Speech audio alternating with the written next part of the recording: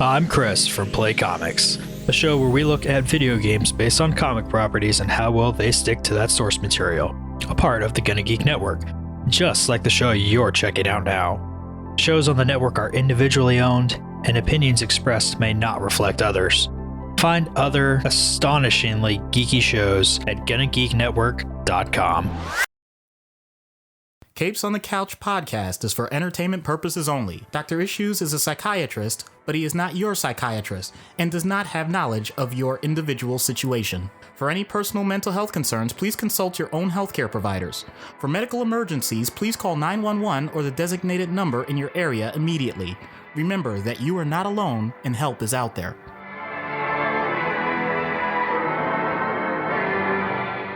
Hello and welcome to Capes on the Couch, where comics get counseling. I'm Anthony Sitko. And I'm Dr. Issues. This is issue 169, and as our present level patron, Janine does a lot of work with animals.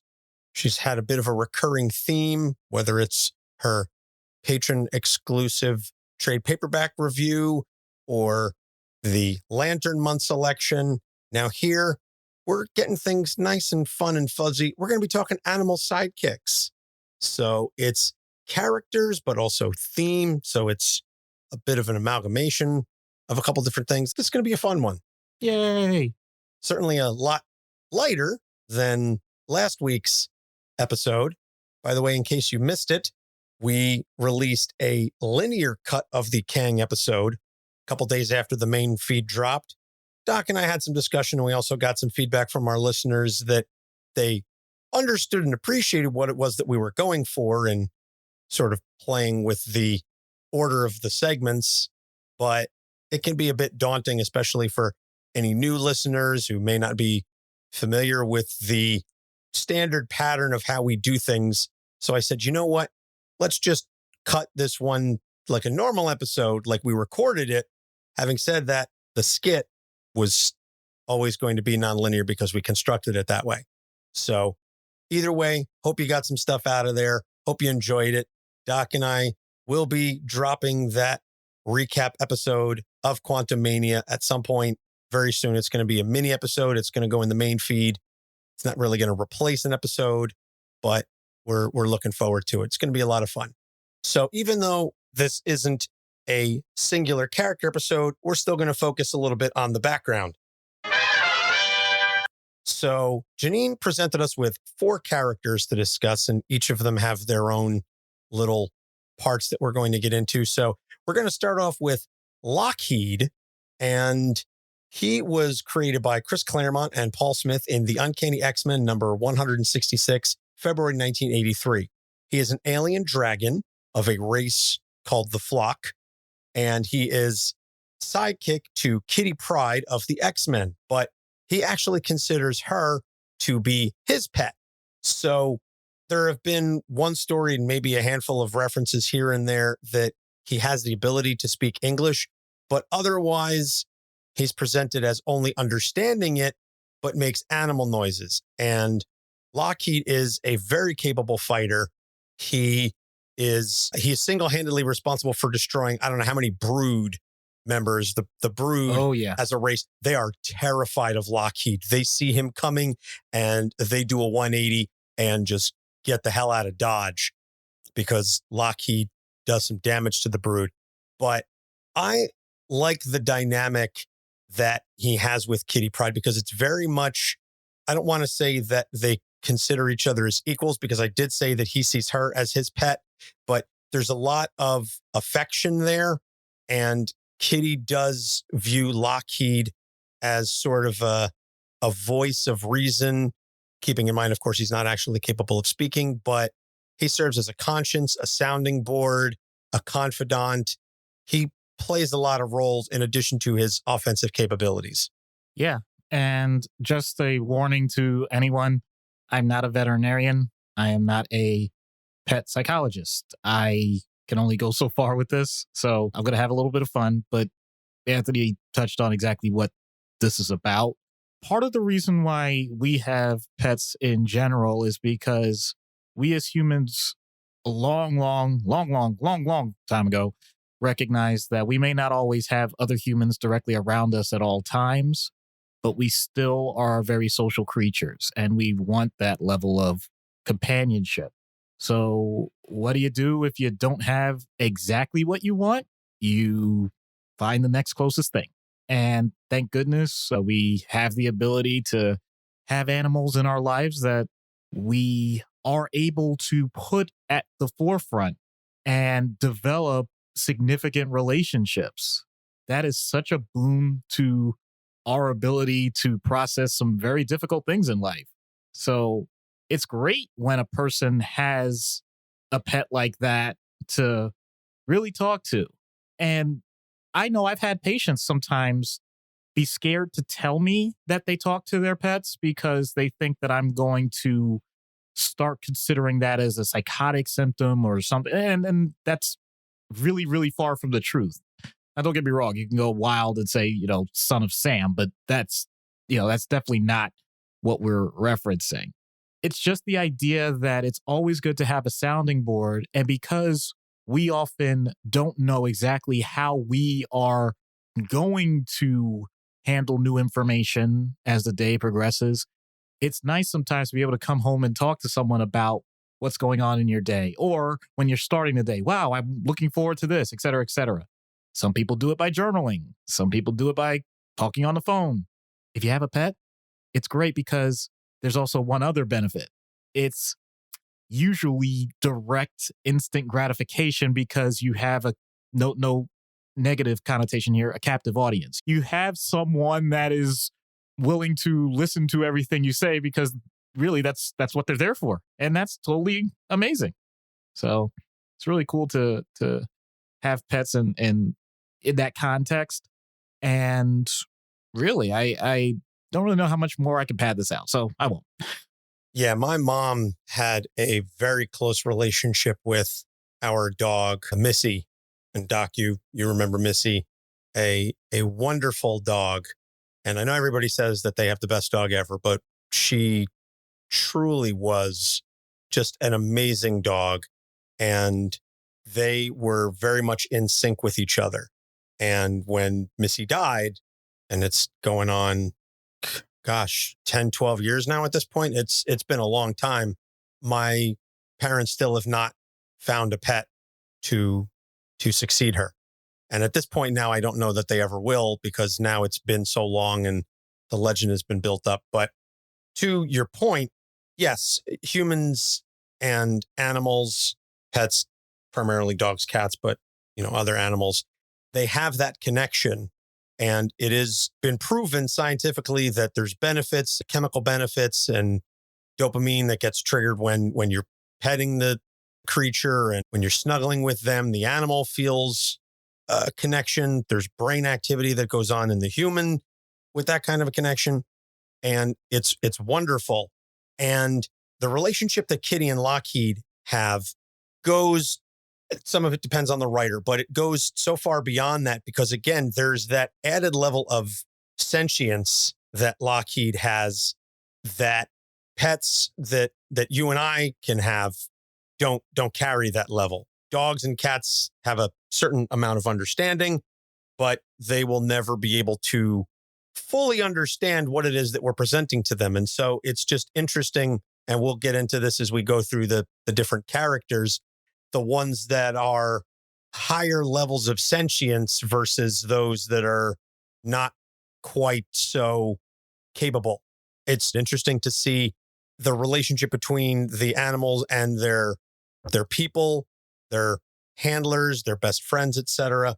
And I think that the Lockheed Kitty relationship has always been used as one that is very important to Kitty. Lockheed means a lot to Kitty and vice versa. And Lockheed played a role, I believe, at one point when Colossus was going to marry someone else. Lockheed was like, whoa, I have to step in here and try and play a role. That's what I meant when I said earlier that Lockheed kind of plays the roles of Kitty's conscience, because Lockheed is so important to Kitty that when he's not around, it changes who Kitty is and how she interacts with others. And it's almost like a safety blanket with wings, if that makes sense, that when Lockheed's around, she knows that at least she has someone in her corner even if that someone is purple, doesn't speak English much, has wings, and shoots fire, which is pretty cool. That's pretty badass. If you have a dragon the size of a cat that follows you around and can shoot fire at people who piss you off, I think that'd make anybody pretty confident. Yeah.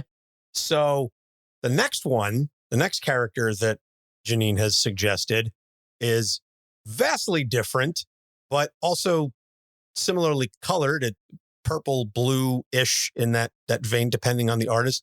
And this is Gleek. So Gleek debuted in the all-new Super Friends Hour on September 10th, 1977, the TV show, and then made his first appearance in the comics the next month in Super Friends number 7, October 1977. And he is a blue alien monkey who is best friend to Zan and Jayna, the Wonder Twins, the much maligned form of water, shape of bucket characters in the cartoon. So Gleek, similar to Lockheed, can understand English, but he's really only capable of chittering. Now, Lockheed is the trusted confidant of Kitty. He has offensive capabilities and things of that nature. Gleek is very much just there. I know the whole Wonder Twins are there just kind of as the audience avatar, and they're there, kids, and these kids have superpowers and stuff. And let's give them a monkey sidekick, because it had been done with Jason Jan, and what was the monkey from, was it Race Bannon? Yeah. I'm not Space even Ghost. I know Somebody. I know, but I'm not even coming close to trying to recollect all of that because it was all terrible. Fair enough. But my point is, Lockheed is cool. Gleek is annoying comic relief. So this gets to something that I wanted to talk about with, I know the topic is animal sidekicks, and I get it, but I'm just going to keep talking about pets, okay? I'm sorry, that's just the way my brain works. So there are many different ways that a person can handle having a pet, and what we were talking about before with Lockheed is the idea that you have an animal that is devoted to you, and you're reciprocating the feeling. You're grateful that you have that connection. As opposed to the way sometimes people have pets because they think pets are cool. Like the concept of having an animal with you is okay. But all of the other steps that would be necessary to make that a true bonding emotional relationship are secondary.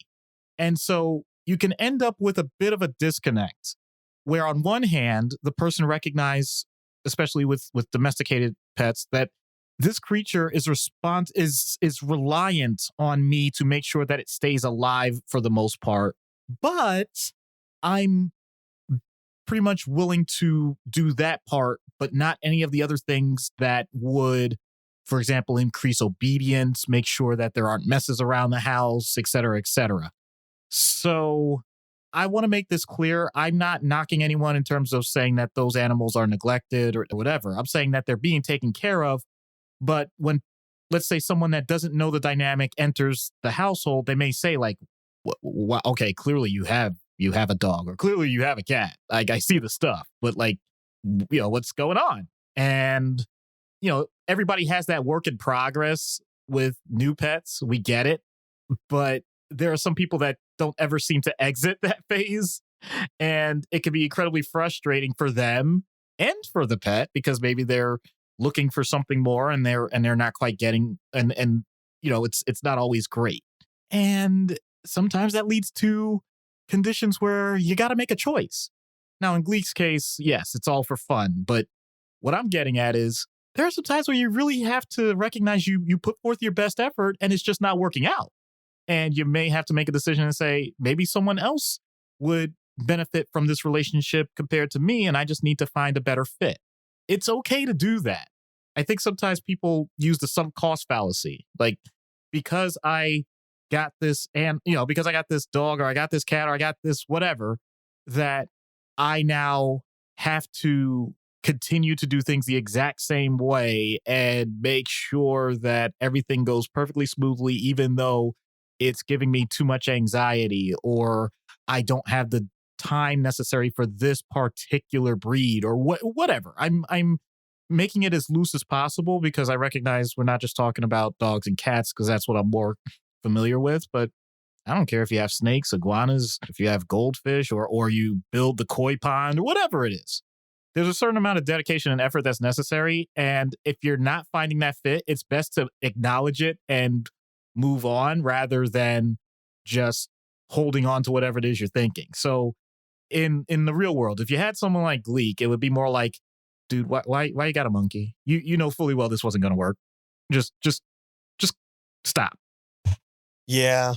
Simians have proven to be not always the best companions as pets, as that woman from about 10, 15 years ago can attest when the chimp just decided to up and maul half of her face off. Now, I'm not saying that a dog can't go rabid and attack you.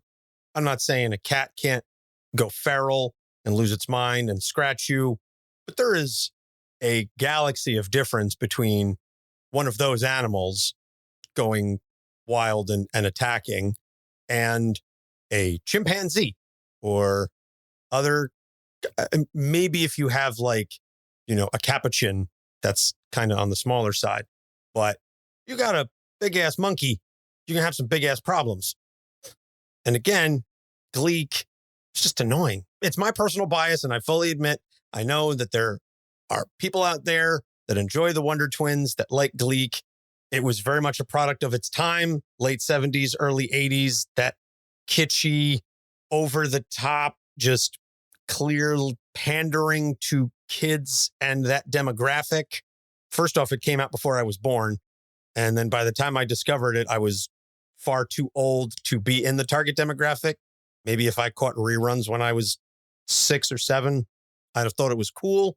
But also when I was 7, the Michael Keaton Batman movie came out. So at that point, comparing Michael Keaton Batman to the Wonder Twins and a Blue Monkey, I'd been like, forget that. I want to go Batman. He's cute. So yeah, again, I think this draws a nice comparison and a contrast between Lockheed and Gleek. And that contrast is going to be further amplified when we get to the next character, who is Lockjaw. So Lockjaw, created by Stan Lee and Jack Kirby in the Fantastic Four, number 45, December 1965. Lockjaw is a giant dog with a tuning fork on his head. In his head, part of his head, he is the transporter for the Inhumans. And you can go back and we've done a couple episodes on various Inhumans. We did Medusa, we did Black Bolt, we did Crystal. We've spoken about them as individuals. Lockjaw is treated by the Inhumans as a pet, but he is a loyal and well cared for one. There was that brief thing where they tried to say, oh no, he was actually a person, but then it turned out that Ben Grimm was just playing a joke on Johnny Storm. So Lockjaw is the first character where it's clear he is a pet. He is essentially a service dog playing a role. He's very well cared for by the Inhuman royal family, but they do not view him, maybe outside of Crystal, because she has a very close connection with Lockjaw. They don't view him as an equal, whatever. It's Lockjaw is our pet. He's a damn good pet, but he is very clearly the pet. Yeah. And you hit the nail on the head when you mentioned service animal. And what I was going to talk about with this was the idea that pets, depending on what kind they are capable of amazing things with training. And training is simply conditional responses that are shaped by whatever, actually, that's the whole point of the term, carrot or stick, that you're using to shape what you want to happen. The most extreme examples are things that you see in the circus, but that's not really what I'm getting at. What I'm getting at is animals are heavily invested in those people that care for them as long as they recognize that they are going to survive better. So once again, you use the proper terms. A well cared for pet. How far can you take that?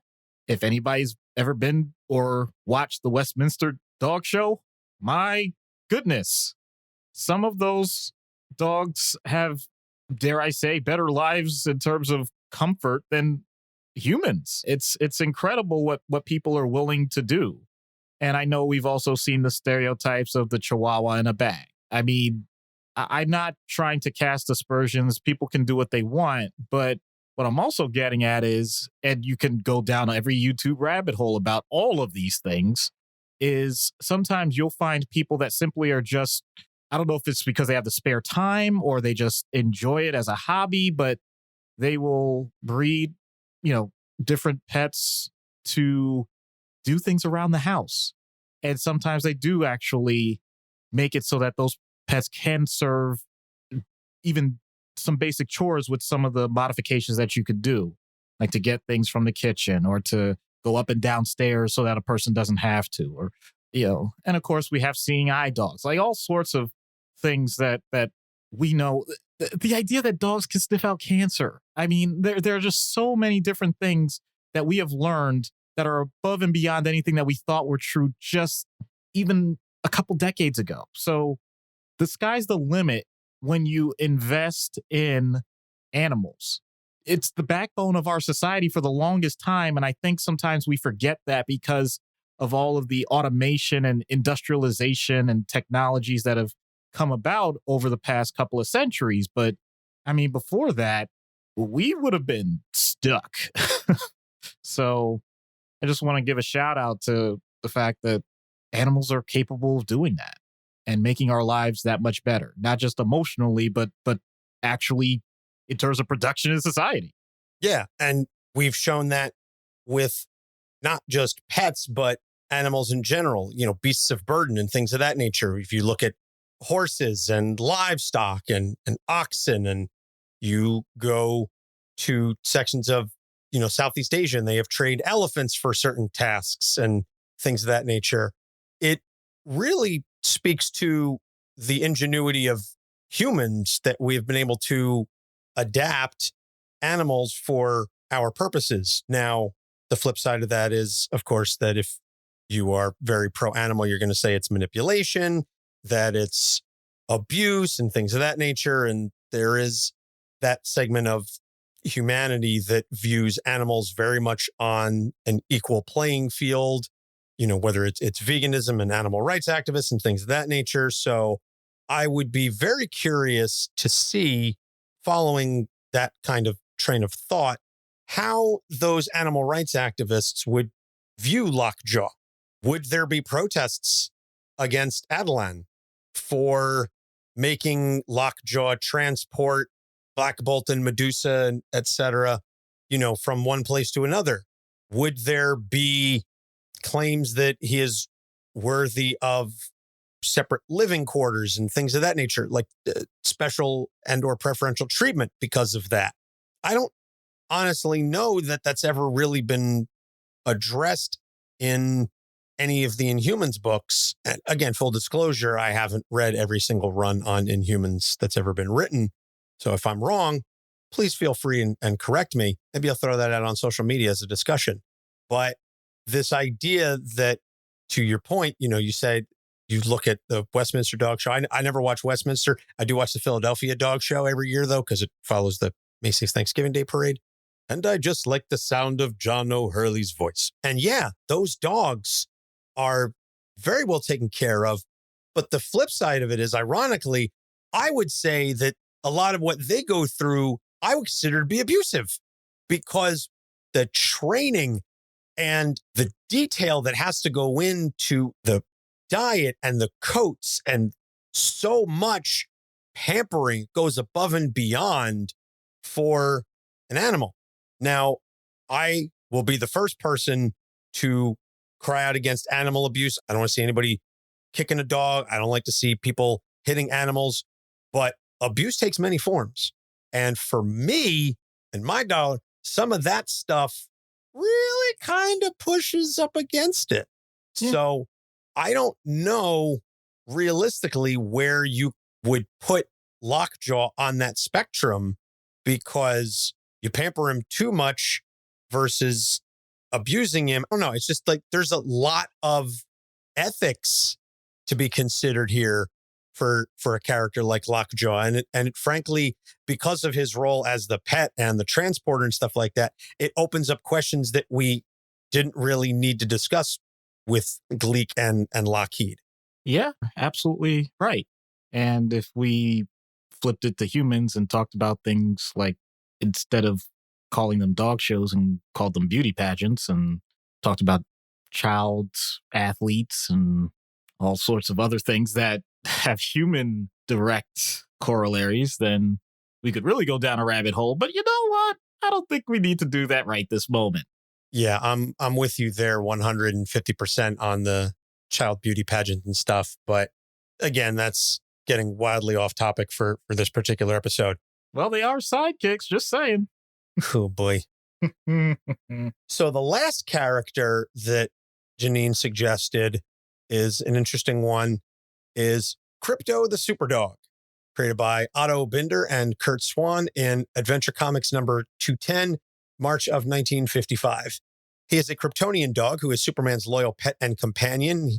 Throughout the various DC continuities and reboots, he either was sent along in a different rocket before Jor-El sent Clark out as kind of like a test. He was like the Laika of Krypton.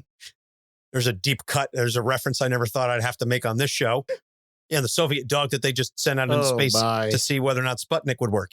Yeah, we go all over the place on this show, folks. But he has sacrificed himself a few times in the various continuities to protect his master and save people. He attacked Mongol once. He bit Kryptonite Man to save Clark. He died of poisoning shortly afterwards. And in one story, turns out Krypto was actually responsible for the Great Chicago Fire of 1871 because red kryptonite turned him into Mrs. O'Leary's cow. I'm not making this up, folks. I swear to God, you can look this up online.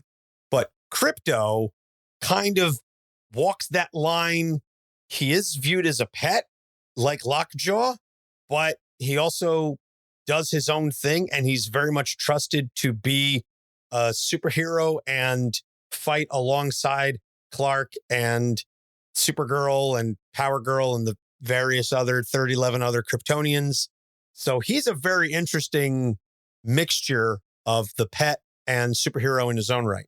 So we're talking about police dogs. Is that what we're doing? I'm sorry. I'm not trying to be sarcastic. It's just, I think, ingrained in me to respond that way. So I apologize if anybody was offended by that. But no, really, I'm grateful that we have, I know this goes back to the service dog thing, but in a much different way, because there is a direct protectionism and direct to threats that isn't always asked of other pets. And for those that are trained to do that, I really don't know how I feel about this one. What I mean is, I recognize that if I have a bomb sniffing dog going through, or just any type of sniffing dog going through things and making sure that everybody in the area is safe, it gives the sense of comfort that something's being done. At the same time, I admit I have my own thoughts and limitations of, okay, but there have been some examples that there have been drug sniffing dogs that will literally contact anything and identify it as positive because the actual verbal feedback of go get it, you'll find, is enough to make them elicit a positive response, even if there's nothing else there. So there's some manipulation there for you. The idea of the ultimate sacrifice. If you have any animal, I'm not even limiting it to dogs, but if you have any pet that is willing to alert you if there is an intruder, that can be a positive thing. I do not have a randomized, double-blind, placebo-controlled trial to indicate what I'm about to say, but I have plenty of people that I've talked to that point out either their pet responds to everything and is just very noisy, or will just not do anything even if someone completely random comes in. If anything, they're even more friendly. So those types of examples, like, all right, it goes back to the idea, unless you are making a concerted effort to get a result from a pet, more often than not, you're going to get random chance. So to bring it back to what humanity has been doing. I'm saying thank you because I think that's the proper thing to do, because it's important that we do everything we can to find alternatives to sacrificing human life for the sake of conflict that can't be resolved any other way.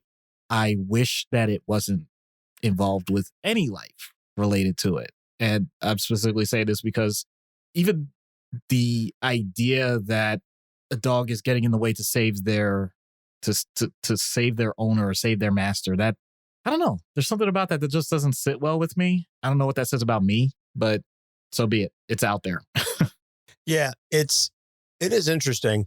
There was one story where, it doesn't happen often, but there was one story where we get the captions that explain Krypto's thought process as he's doing things throughout the day, and he's helping folks, and he basically, someone was attacking Superman, and it was in that broken English way that we kind of understand dogs to think and speak, that tropey way that we understand. It was something like, Krypto love man, this person hurt man, Krypto protect man, I good boy.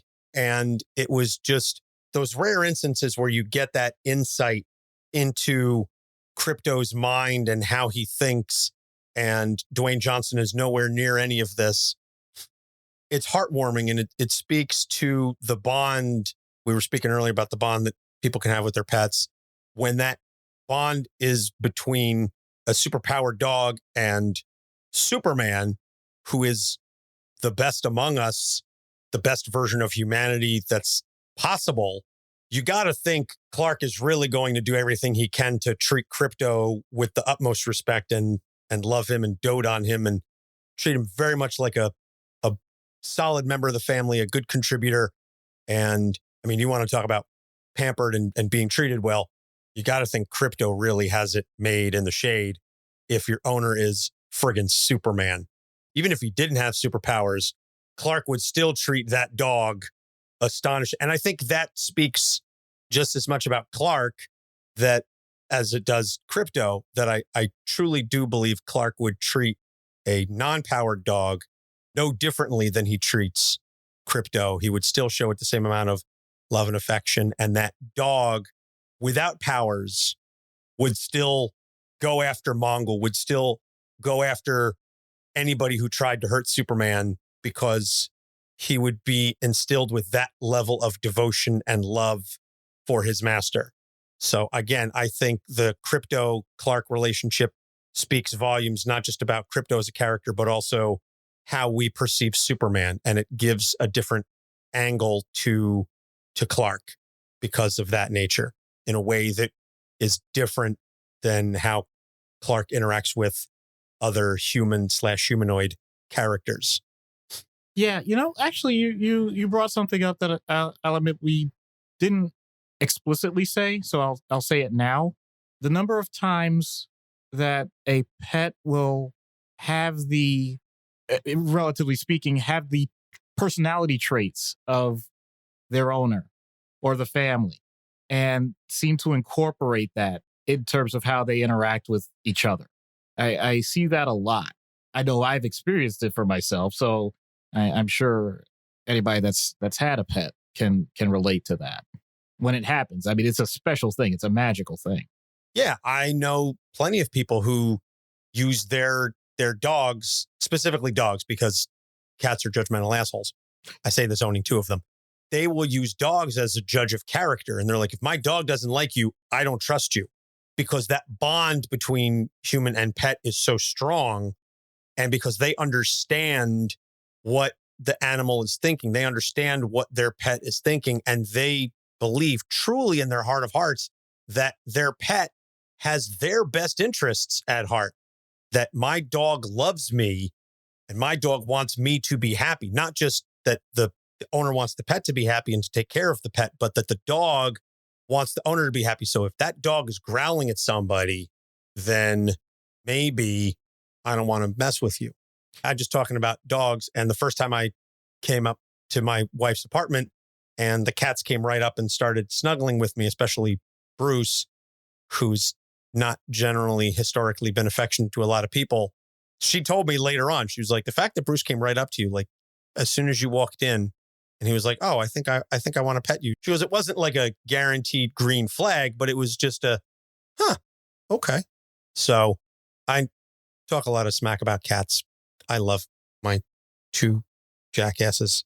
As I was telling Doc before, they're both super, super drugged right now because my wife brought them to work with her. So, and they're stoned in very, very different ways. Jackie is the tube is the paranoid one who thinks, oh my God, they're out to get me. I'm just going to run around and bug.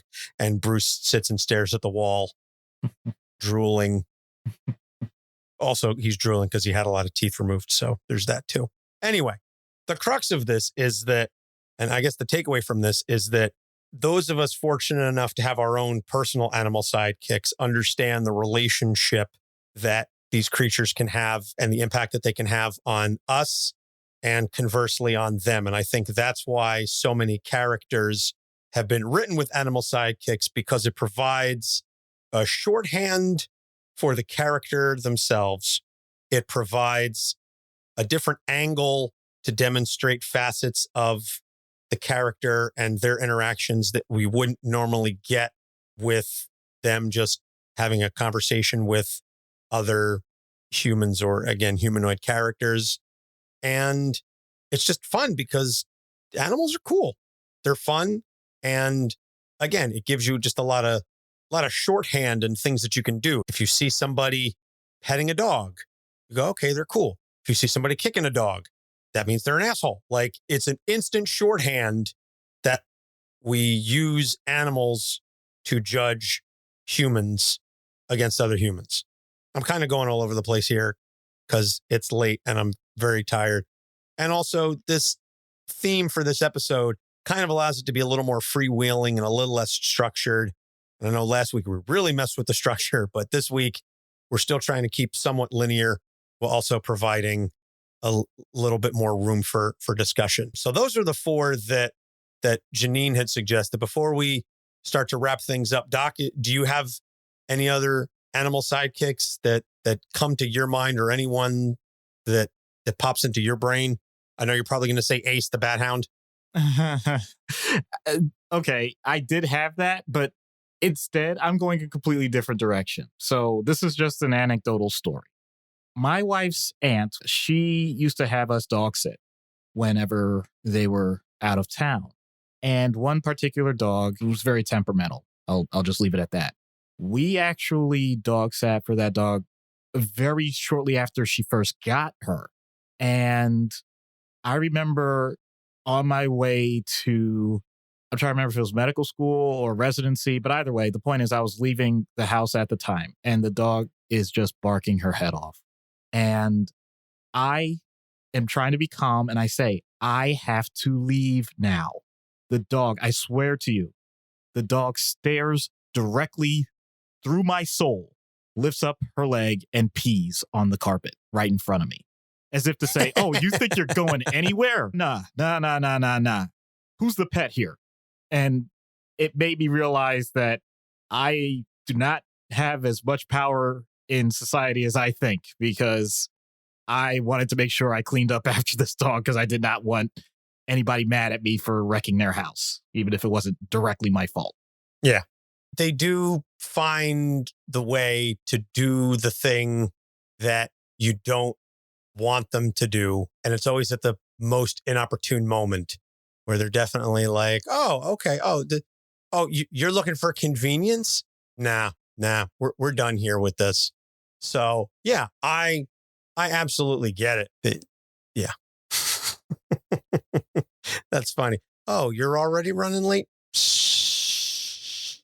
Have fun now. Yeah, they're good for that. We keep them around anyway, even if they go to the bathroom where they're not supposed to, like on the steps leading up to the litter box instead of actually in the litter box. Not that I'm speaking from experience or anything. Not that I'm bitter about the fact that my dog got skunked twice in the span of about 3 weeks. You'd think she would have learned the first time. Oh, gosh. But the animal that comes to my mind is, as far as sidekicks, and this is very much in the role of a pet, and just used as a shorthand, is Ozymandias's that thing. Bubastis, I I believe it was don't called. once again, not even pretending to remember, but I know what you're talking about. I remember the thing. It's just, I don't remember the name. Yeah, I want to say it was Bubastis. Just, again, very much the shorthand of, I'm going to genetically create this creature that's going to be exotic and whatever. And it told you so much about Ozymandias as a character. Not to mention, spoiler alert for a book that old, just using it as a trap. Yeah, that too. But again, that gets back to the whole thing of how people treat animals tells you so much about them. It's what's that expression? The sign of a man's character is defined by how he treats those who can do nothing for him. Yeah, there you go. Something to that effect. Yeah. It's along the same lines of if he's rude to the waiter, if they're a jackass to the bank teller, like if they treat those kinds of people with disrespect, then that's red flags, generally speaking. So all this to say, don't abuse animals. Don't be a dick to people. Just be cool, man. Snuggle with a pet. Get a pet, snuggle it, love it, and hopefully it will treat you well. Yep. So, recommended reading, Lockheed and the Pet Avengers, maybe? Okay. Which we did the Patreon exclusive trade paperback review with Janine. Again, she loves her animals. She does work with a shelter. So again, that explains why she's got a recurring theme without running through some of her selection. So just go find a book about some animals or go read some Krypto. I mean, I'd say at least of the characters that we referenced, any book is going to be family friendly, all ages appropriate. Lockheed, the Pet Avengers certainly is. Largely any story that centers around Krypto is going to be all ages friendly and appropriate. Gleek, by virtue of the whole thing, is going to be friendly. Maybe not Lockjaw centered, because some of the Inhumans stories can get a little adult, but go read books about animals. And so upcoming episodes, we've got Clairvoyant, the original Black Widow created in the 40s, who I knew nothing about until we started doing research for her. Then, because I'm going on vacation, we're going to release to the main feed and interview a Creators on the Couch that was Patreon exclusive. It was a Patreon exclusive for quite some time. We interviewed Megan Fitzmartin, who's been writing the Tim Drake book. So we sat down with her a while back to talk about that story and some of her other work. And I believe she just had an animated movie, a DC animated movie that's coming out that she worked on. I want to say it's like Legion of Superheroes or something, or one of the 31st century teams. Anyway, she worked on that. So that's going to be hitting the feed. And then he's got an animal name, but he's definitely not family friendly. We're talking the penguin. Oswald Cobblepot himself. So we've got some good and very diverse episodes coming up. So you can find all those episodes and all the other stuff we provide on our website, capesonthecouch.com. You can also find us proud members of the Gonna Geek Network. You can go to GonnaGeekNetwork.com and check out other awesome shows. Doc was recently on Play Comics with our friend Chris, and I would have been on there had Chris's audio functioned properly. So I have to reschedule the discussion we're going to have about the Ninja Turtles Cowabunga collection. So go to GonnaGeekNetwork.com and find yourself some new shows to check out. You can also find us on Instagram, Twitter, TikTok, and Facebook at Capes on the Couch. You can shoot us an email, capesonthecouch@gmail.com with your thoughts. And if you really like what you hear and you enjoy the content, you can subscribe and support the show. Go to patreon.com/capesonthecouch and support us. You can get early access, uncensored material, and various other exclusive content for your listening pleasure. And I think that's about going to wrap it up for us on this one. So, Doc? So, unfortunately, it's all a mess in my head because on one hand, I have something telling me have your pet spayed or neutered with like, dun, dun, dun, dun, dun, dun, dun, dun.